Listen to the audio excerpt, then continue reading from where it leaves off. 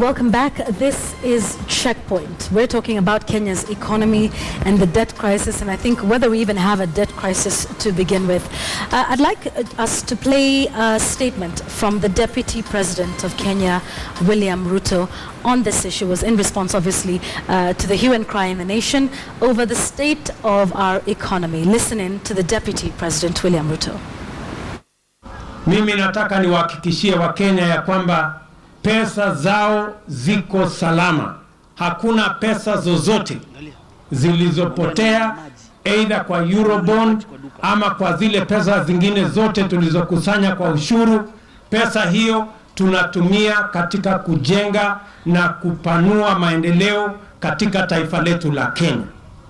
Wale ambao wanaweka mambo ya bure na siasa duni na uongo ya kwamba pesa zile zimeliwa, pesa zile zimepotea, ni watu ambao hawana ujuzi na hawana namna hata ya kuhesabu pesa kidogo. Wameshindwa kuhesabu pesa ya pay bill, pesa kidogo ya shilingi sijui 1,000 ngapi. Sasa wanakuja kuongea mambo ya mabilioni. Kama wewe hujui kuhesabu pay bill ya 100,000, wewe utajua kuhesabu billion kwa njia gani? You cannot. You don't understand. So those who have a shallow understanding of the economics of our country should give us a break. Okwetio Mtata activist, Wanjiru Gikonyo from the Institute for Social Accountability, and Karithi Muremi, who's an economist and CEO at the Value Directors Limited. Thank you all for joining us. Wanjiru, you were nodding your head during that clip. What are your thoughts? Yes, because those who have a low understanding, I think the debt crisis, and of course government, there's different points of view depending on who you ask. First of all, with the point of view of the government is that their own predictions have not been borne out. So there are statements they made to Kenyans. We're going to borrow. We're going to issue a sovereign bond. And this would enable us to invest in large infrastructure projects because it's a big project government, and it will prevent us from borrowing locally, which squeezes local business. Right. So their own predictions have not been borne out. They had indicated the percentage of borrowing to the overall GDP would remain at around 42%. It's now 10 times over that. Not 10 times, it's now at 52%. Yes. So is there a crisis? Do we understand? Even for somebody who doesn't understand any economics, we can tell the government is off track. It's off its own predictions. All right. Yeah. Tata, do we have a debt crisis? Because that seems to be the thing we need to settle before we even begin. I think we need to distinguish between good debts and bad debts. I think we've got a crisis of bad debts, what I would call odious debts or debts of a regime. Debts that benefit individuals in a regime, debts that benefit the regime, and debts that don't benefit ordinary people or the people. So I think this country has got a crisis of odious debt in that a lot of the borrowing, right from the days of Jomo Kenyatta, cannot be justified. And one thing that has been happening is that the borrowing, especially in foreign markets, has been a conduit through which public funds have been privatized offshore. And so there's a crisis of that. And what Ruto was saying there is absolute nonsense, is crap. Because these are taxpayers who are demanding accountability. The reason Ruto is in that office is because he is representing people who are taxpayers. The basis of government is representation. So you cannot tell us that some people are stupid. Whether they are stupid or not, they pay taxes and have a right to ask questions, and it is his duty to explain to them in a layman's language so that they can understand what the government is doing. You cannot tell us the government is doing, but unless you speak Greek, you will not see what we are doing. Okay. That's not acceptable. And Greek, pun intended, obviously, now with the Greece crisis. Karithi, Thank you very much, Okoiti. And we'll get to the issue of the Eurobond, which is why we have you here in just a moment. So, Karithi, where are we, in the country? Where do we stand? Do we have a debt crisis? Are we unable to do that? I asked the CS Rotich when I interviewed him last week whether we are prepaying our debt. He said categorically no. He also assured me that we will continue to borrow. I think the first thing to appreciate is in terms of the debate that is in the country, there are two key issues and related but not the same item. They are what we call the macroeconomic fundamentals, which is what a country can use to say our percentage of our debt vis-a-vis our GDP, Right. those type of things. Using those indicators, the country can tell you we have no problem. We are not in ratios that are a problem. But then you have the other side of the coin, which is the usability of what you have borrowed, the areas you have put the money, what you now call the governance side of the equation. And I think Kenyans have an issue on the governance part of it. Right. And it is that pressure of governance that is making any other statement you are giving them have a problem. So I think in terms of communication, the government needs to kind of indirectly isolate the two, agree the governance structure questions as they lay down the philosophy of fundamentals of debt vis-a-vis GDP ratios. Okay. Because you as an outsider coming to Kenya, what we call if a foreign direct investor is coming to Kenya, Yes. you have no problem with our ratios. Right.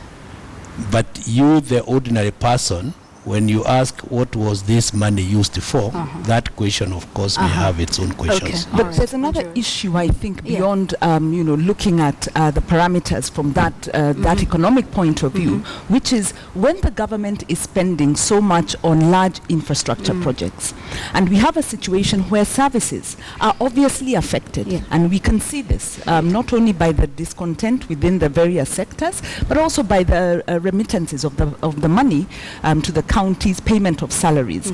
That may be considered a short-term issue, but government has been struggling on and on with this. Now, these large infrastructure projects will take a while to yield dividends. They're not productive in That's the right. short term. Yeah.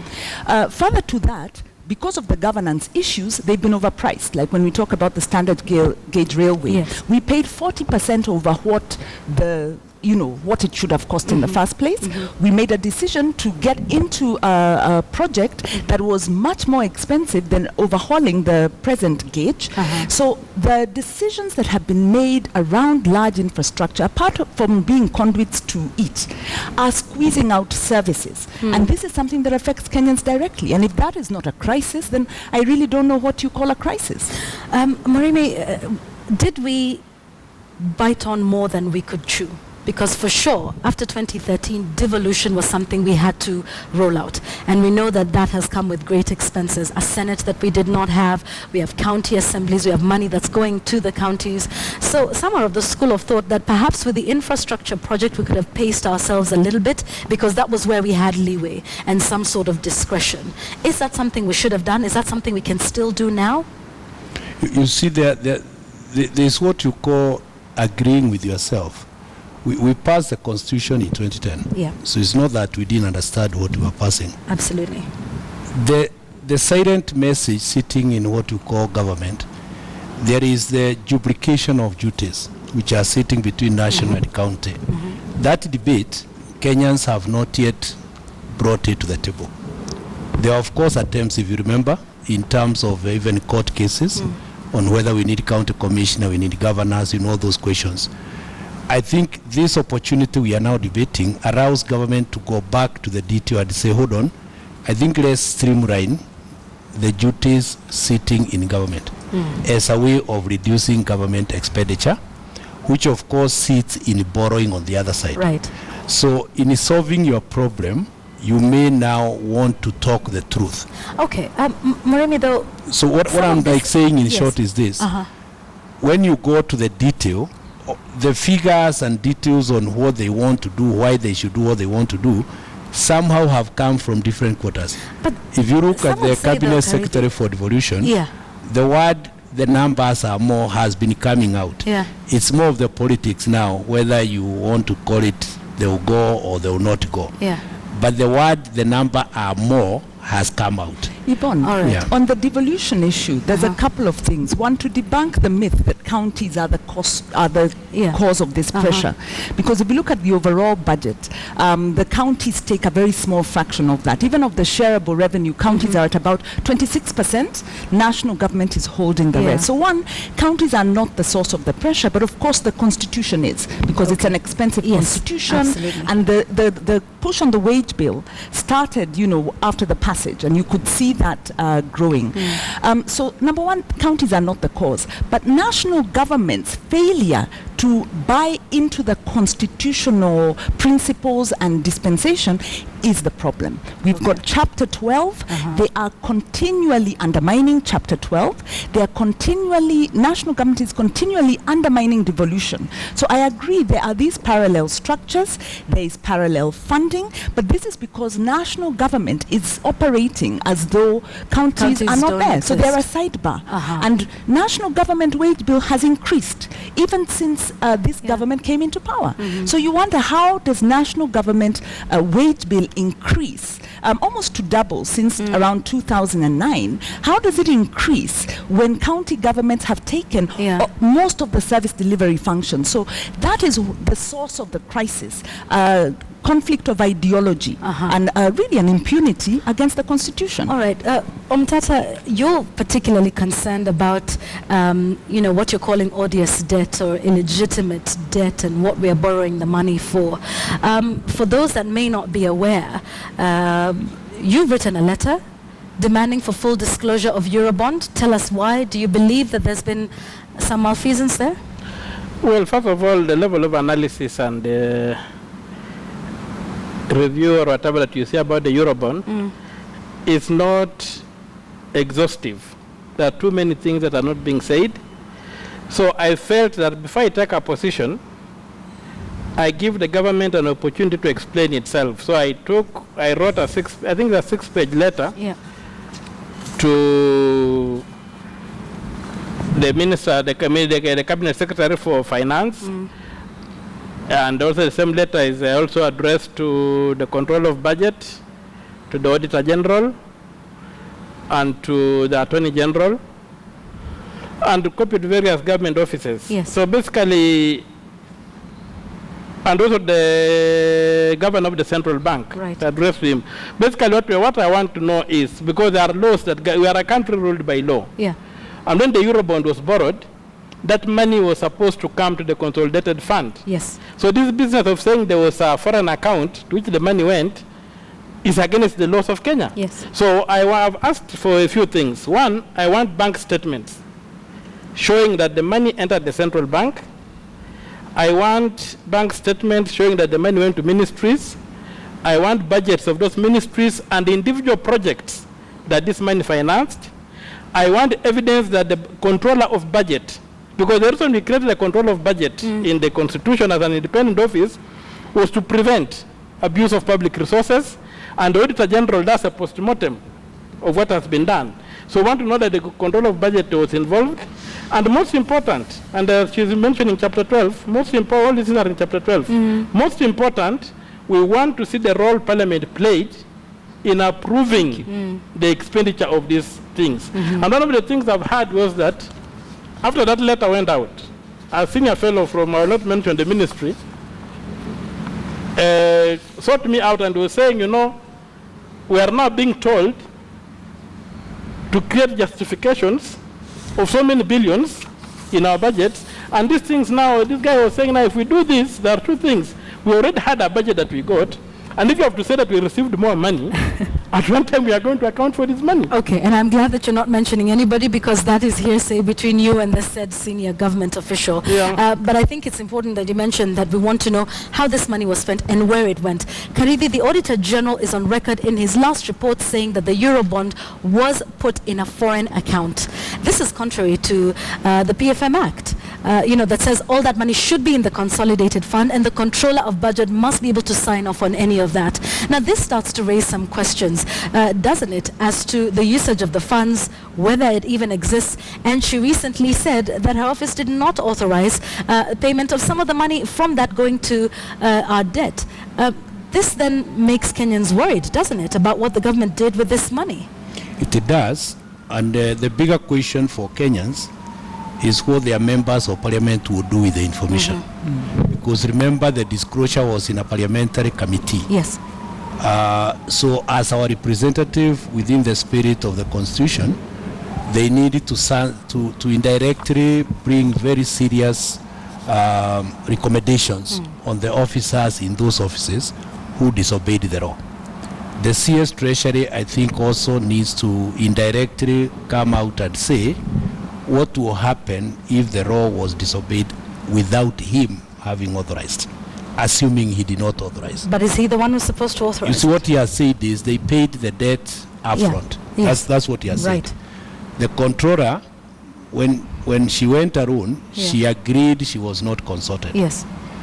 But you remember they also went again with the CS Treasury, and when they went again, they recreated what she had said before. She said now she has no problem with the explanation. So that's what I'm saying. I'm waiting to hear the final report from the Parliament Committee. Will now say what. Okay. Because let me be honest with you. One of the fundamentals we are losing in the debate of debt, when we created the Constitution, there is Article 211 in the Constitution, which specifically allows Parliament to ask for a breakdown in detail of all debts, including what Wamtata is trying to ask them to give. Yes. They can ask that information.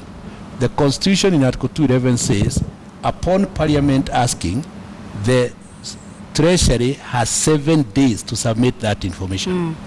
That information includes what was the debt for, which project it went for, which people are gaining, which constituencies are gaining. Let me also say, within the spirit of Article 203, each of the constituencies, and there are 349 of them, we have 349 members of parliament. They themselves should be telling us, in my constituency, this is what the debt has done for me. All right. Because that debate to me is what we should then be encouraging. Because I should not be sitting as a taxpayer struggling to ask, what did this money when do? You have when my member of parliament okay. is sitting safe. All right, interesting. Wanjiru? In fact, I was going to make the exact same point because I think we spent some 22 billion just running parliament, this huge administration, and you have then an activist, Okoiti Omtata, thank you very much, you know, really putting in a letter that should have been triggered by parliament much earlier. So that this actually speaks to the wider issue, that we have a crisis that goes beyond the debt crisis. Our constitution is failing, and it's failing because the institutions tasked with its protection and implementation are not doing their job. The last time we were in this type of situation, we pushed for an amendment of the constitution, and we had a national dialogue around that. Now we have the new constitution. Those tasked with implementing it are refusing to implement it because it's in their self-interest and in their political interest not to implement it. So I put it that we have a crisis, and I think the CJ recently also made these remarks that Kenyans, we shouldn't take this too casually. It's not just about corruption. The culture of political impunity has reached a level where we cannot continue to do business as we are. We cannot afford to have a constitution passed, you know, in 2010, just the other day, being undermined like this, and we need a national dialogue so that we figure out where did we go wrong. And instead of saying we're going to send a letter, ask for we've done that. And, you know, I'll disagree a little bit with Kareithi when he said that this crisis forces a discussion around the sharing of functions and finance and structures between national and county government. That dialogue has been going on through the court process just because of intransigence on the part of the national government and just a failure to respect the processes, mainly at national, a little bit also at the county. So we are seeing that the constitution as it was conceived to serve Kenyans is not working because those charged with the political, it's a political implementation, are sabotaging it. So our project is being sabotaged. As Kenyans, we have a choice. We can write a letter, or we can wait for Parliament to do what it's supposed to do, or we can call it and say, we have a crisis. We want a dialogue. We want to go back to basics. Okay. Okweti, what do you make of the fact that, and as Karithi has reminded us, that in the beginning, the Controller of Budget said, I did not authorize the payment from this Eurobond. And then now she said, oh, well, yeah, I didn't authorize it, but, I agree with the explanation and I'm okay with it. When you look at the mandate of the Controller of Budget, it's not to agree, it's to authorize. And if she really did not authorize and she does nothing about it, she should leave that office. And we can make sure she leaves that office. So we are not going to have sitting ducks in public offices who are not doing their work. And I think the first position she took, what I can read into that is that she was coerced. But all the same, up until this time, when I wrote that letter, I am hoping and praying that the money, even if it has been illegally spent, it has been spent well on projects, because we must, as a country, go to the next level. If people in power borrow money in our name, then use it to enrich themselves, there's no reason why we should pay that money. All right. Do you think that it has been used for things other than development? Do you think it has been stolen? Do you think so far it has failed what I would call the duck test. Okay. If it swims like a duck, if it walks like a duck, if it quacks like a duck, then most probably it's a duck. And that's where we are at this point. So for now, it has failed the duck test. It has failed the duck test. Okay, let me ask you, because in your letter, and I have it with me now, you are saying you asked the government to give you the details of everything you've asked for, bank statements, transactions, within 4 days. And that was from the 28th of October, 2015. Yeah. We're now well past 4 days. Are you intending to go to court? As promised in your letter? What are the options before you now? Because you've not received any response. My options are very clear. Next week I'll be going to court and moving the court to give me orders to access that information. And to add on what my brother said, in the first, in Article 1, we say people can exercise their sovereignty directly. So I'm one person who really believes in that. That's why I didn't wait for Parliament. And I've exercised my sovereignty directly by writing to government to ask them to tell me how they spent that money. And failure to do that, we meet in court, and I'll make a very simple case that gives me that information, and I'm ready to pay fees for photocopying. So that the government does not say we are procuring photocopying services and take 3 months. I will pay for the photocopying directly from my pocket. Okay. Karithi, this is what Okweti Mtata is doing, and we've mentioned the role of members of parliament, in this whole matter. But then where do we go from here? The first step is in seeking to know what happened to this money that was supposed to cushion the locals in terms of borrowing, and we know where interest rates are at this point, some as high as 27%, for locals wanting, to seek credit, for development, for their own personal development. But what else can we do? That's one person doing something. What's next? How do we make sure that the government does spend the money on what we want them to spend it on? And what does the government do in terms of just curbing this? Let's talk solutions now. I think we can also petition Parliament, because we have a right to petition Parliament to demand the answers that we need to be given. And the petition technically will push the Speaker to form a small committee to basically look at the petition. During the hearing of the issues, you can then table your concerns on the table. The solutions that we have available are basically 4. The first is the government told us they are pushing interest rates up so that exchange rate can come down. Yes. We are aware it has moved from 105 to 100. So the first challenge we have is they want it to go up to where? So that they then reverse the interest rate equation. Now remember, the interest rate is a direct reaction by central bank by pushing the reserve rate to 13%, Yeah. by pushing what you call interbank borrowing, and then of course triggering the whole scenario of increasing the rates. Now, from a central bank perspective, those of us economics, we are aware that although we are saying the cost of borrowing has gone up, etc., for them, they look at the absolute numbers. They say the people with mortgages are how many in the whole economy. Yeah. Vis-a-vis, if we allow the exchange rate to continue and we are using it to import wheat, which goes to mandazi, to bread. So they are basically varying those two issues. Yeah. So the fundamental is you want the exchange rate to come up to where? And that information, can you please give it to the market? So that we, the So that ordinary people Kenyans, can hold then them to start account using and it have an correctly. understanding. Yes. But isn't also the issue of the exchange rate of the Kenya to the dollar based on the fact that we're spending a lot in terms of foreign currency to buy supplies for SGR, for that there sort are of two thing? things. There are two things. You know, for importation The rather bigger than part exportation. of the dollar Yeah. is a U.S. economy-led item. Understood. The bigger part. Understood. This other side, remember the borrowings that we have committed, indirectly we committed long before. Where we have gone wrong without our knowledge is actually on the expenditure of government side, which is this whole area of the function clarity. Because the issue of getting the two functions of both governments right was actually the biggest job of the transitional authority.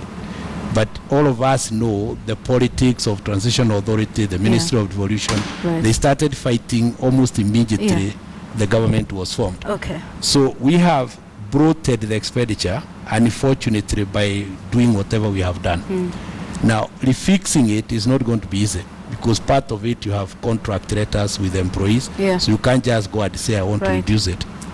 On the projects, the audit and the absolute value of those projects is still something the Auditor General can do for Kenyans.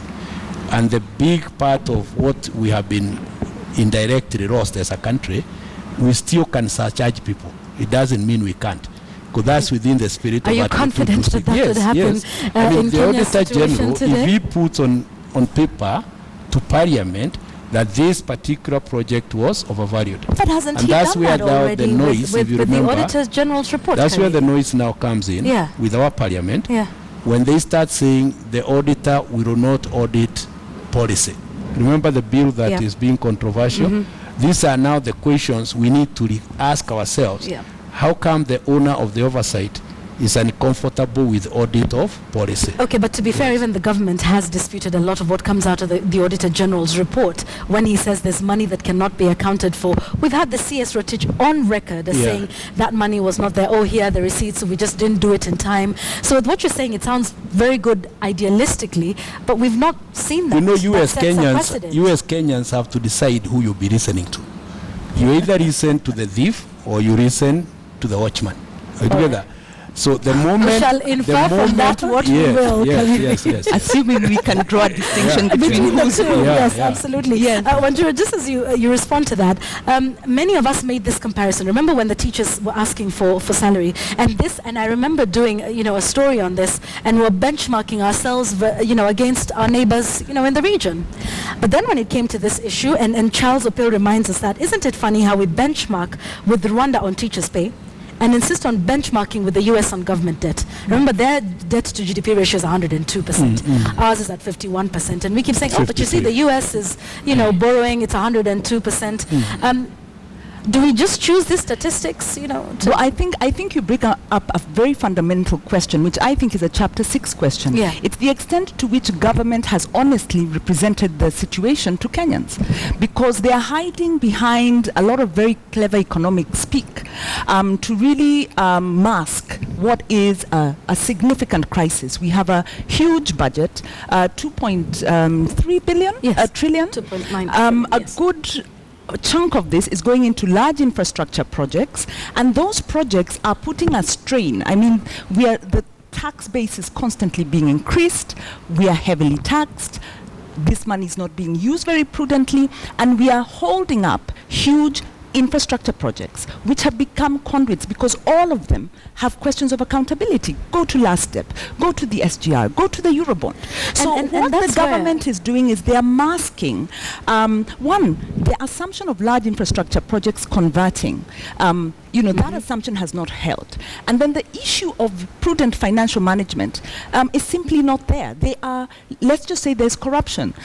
These projects are full of holes. So to cover this imprudent use of resources, to cover the fact that intergenerational debt is increasing by the day because the burden is being ladled on us and on the coming generations, which is against the constitution. This is being masked in clever doublespeak.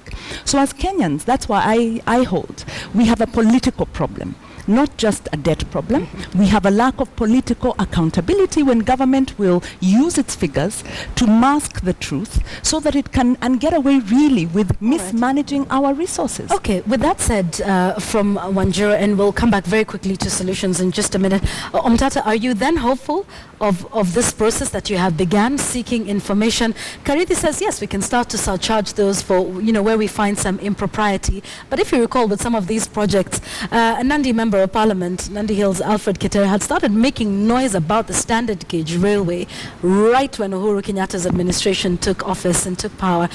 You are now asking for this information. Wanjiru says, well, it's all political speak. You've heard what the deputy president has to say. So some would say that yours is an exercise in futility. No, it's not an exercise in futility because first of all, the standard gauge railway, we have been fighting in court. Yes. And we are in the Court of Appeal on 5th. That's, I think, next week on Thursday. We are fighting an issue there. And the only thing I'll say is that we have been able to get documentation which shows that 46 billion Kenya shillings was stolen through the standard gauge railway. And we are going to seek to have the court see what it will do about that information. But what I want to say that the important thing about what the Eurobond is bringing out for us is the two dimensions of corruption. Kenyans all along have been concerned with corruption through expenditure, on the expenditure side of things. Corruption on the revenue side of things has never been addressed. And some of us have been saying, how do I know how much Kenya Revenue Authority collects? Okay. Two, how do I know that when the government withdraws money from the central bank, that money enters the budget entirely, or gets lost somewhere Somewhere, there? yeah. And if you remember the things Mwalimu Mati did at one time, he was able to demonstrate that about 10 to 20% is lost between the central bank and the parliament. Right. They withdraw 10 shillings, they reflect 6 shillings in the budget.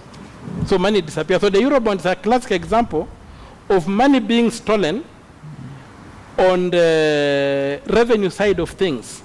And so I hope it helps Kenyans understand that corruption is not just through expenditure, and the expenditure sometimes accounts for very little of the corruption we see. But the question of debt is that we have got debts that we should not be paying, and the time has come when we must audit our debt from independence and try to know what did this money do. Right. If the money was stood up by Jomo Kenyatta and his regime, we should auction them. If the money was stood up by Arap Moi and his regime, we should auction them. If the money was stood up by Kibaki and his regime, we should auction them. If the money was stood up by Kenyatta, the Uhuru Kenyatta and his regime, we should auction them to pay that.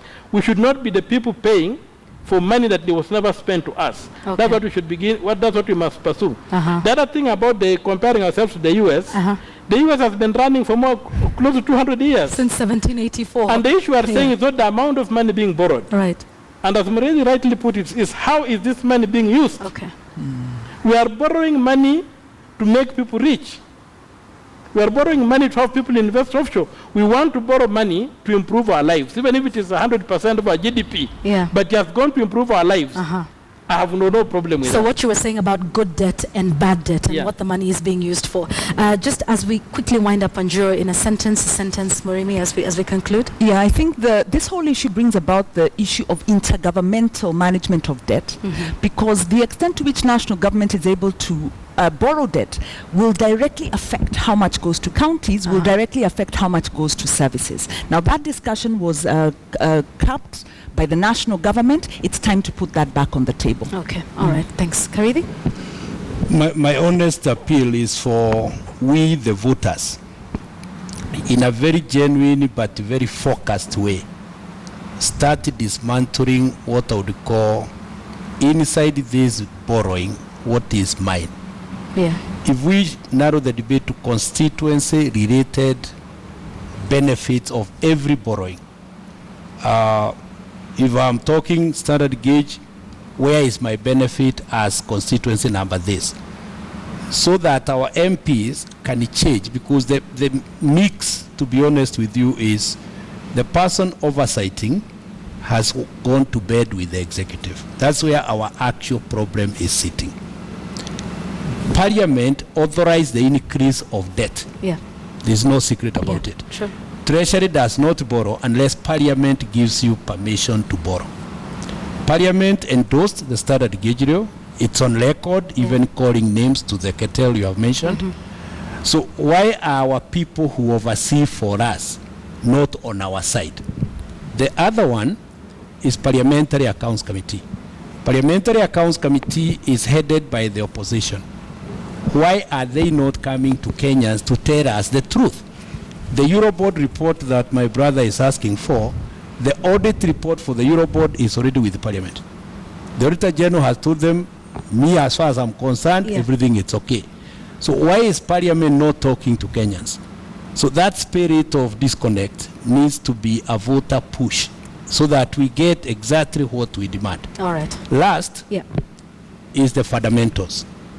If you want exchange rate to come down, unfortunately, interest rates will have to go up. These are economic fundamentals. Because one is to remove money to reduce consumption on the same side, so that the rate of cost of living can then go down. The unholy trinity we were talking about. Yes. A strong but shilling, let MPs low inflation. please take over the work of working correctly, and not going to bed with the executive. All right, there we have it. So, what are your views? Are you ready to ask for oversight from, or to ask your members of parliament what they have done to oversight the funds and where we are now?